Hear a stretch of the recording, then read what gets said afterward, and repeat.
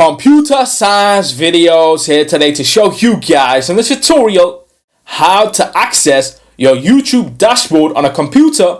Without further ado, let us start the video. So in this tutorial, you need to have access to a Mac computer, a YouTube account, so we can now go all the way down to the dock, go to your web browser, which is Safari in this case, go to YouTube Studio.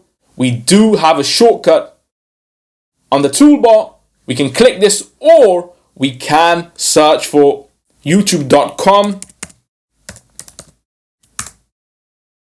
Click on YouTube.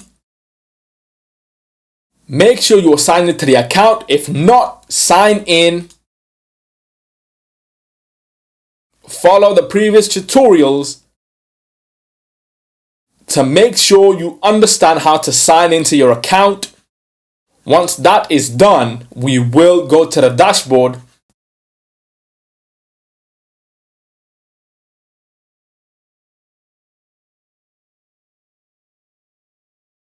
Click your profile logo on the right hand top corner of the screen. Go to YouTube Studio.